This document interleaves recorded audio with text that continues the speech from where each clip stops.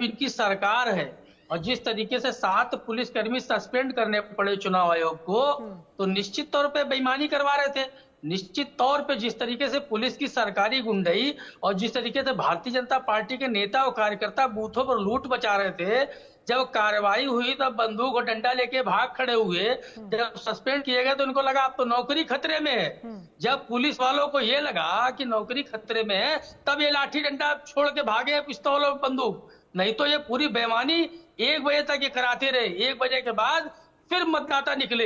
अखिलेश जी, माननीय राष्ट्रीय अध्यक्ष जी ने अपील की और समाजवादी पार्टी के कार्यकर्ता और बूथ एजेंट मुस्तैदी से डटे रहे, जिस चौकन्ने तरीके से। लेकिन अभी हाल ही में बयान केशव प्रसाद मौर्य का सामने आया। वो कह रहे हैं कि समाजवादी पार्टी जो है वो समाप्तवादी पार्टी हो गई है और अखिलेश यादव का पीडीए जो है वो फर्जी है।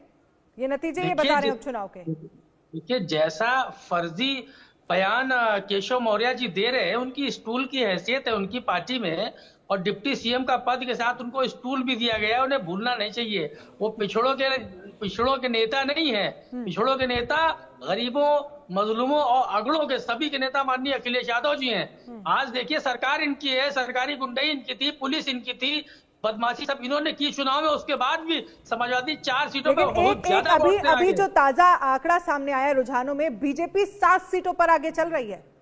देखिए, कई चैनलों पर समाजवादी पार्टी 4 सीटों पर दिखा रहे हैं। हमारे जो आंकड़े हैं, हमें जो मिल रहे हैं बूथवार, थोड़ा सा समाजवादी पार्टी थोड़ा सा और समय ले लीजिए। चलिए, 4 सीट पे बहुत आगे है। 4 सीट पे सपा का जो वोट है बहुत ज्यादा है बीजेपी से, और 2 सीट पर कम वोट से आगे पीछे हो रहे हैं। अभी देखिए फाइनल समय ले लेते हैं। सीएम को आपके पास जब स्थिति थोड़ी साफ हो जाएगी तभी आएंगे।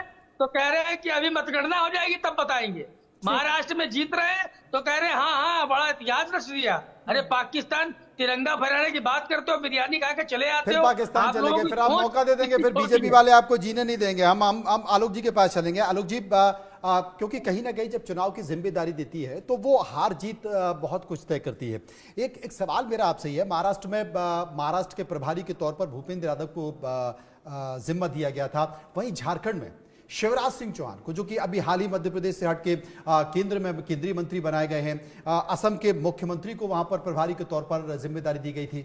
वहीं शिवराज सिंह चौहान ने जिस सीट से इस्तीफा दिया, बुधनी, वहां कांटे की टक्कर चल रही है। अभी भी तीसरे राउंड में करीब 1800 वोटों से बीजेपी अब आगे हुई है, अभी बीजेपी पीछे चल रही थी। तो क्या यह माना जाए कि इन राज्यों में हार और जीत भी आपके राजनीतिक कद को तय करता है? देखिए, राजनीतिक कद नहीं, ये सही बात है कि आप चाहे बड़ी बड़ी ऐसी कॉन्स्टिट्यूंसी रही है जहां एक सीट से मुख्यमंत्री पद के, इसलिए मैं अभी भी कह रहा हूं आपसे, और राजबिहारी भी बहुत पुराने अपने साथी यहाँ बैठे हैं, कई बार सीपी जोशी राजस्थान में मैंने हाईकमांड ने तय कर रखा था वही मुख्यमंत्री होंगे। वो राहुल गांधी के पसंद के थे, 1 वोट से हारे थे। इसलिए शिवराज सिंह चौहान बुधनी में एक तरह से उनके बेटे को भी पहले उम्मीदवारी की बात थी, आपको मालूम है, लेकिन ऐसा नहीं करके एक उम्मीदवार खड़ा करके कोशिश की गई है।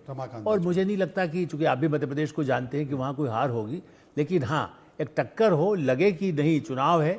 शिवराज सिंह चौहान को झारखंड में जिम्मेदारी दी गई और उन्होंने झारखंड में किसानों के मुद्दे पर, चूँकि देखिए इस सब एरिया में जो अनुभवी मुख्यमंत्री हैं उनको बाहर से जाकर के नहीं, लेकिन वहाँ बाबूलाल, असली परीक्षा है बाबूलाल मरांडी की, क्योंकि पिछली बार उनको जब वो अलग हो गए थे तो माना गया कि उनके आने से एकदम क्रांतिकारी बदलाव होगा, लेकिन सोरेन का परिवार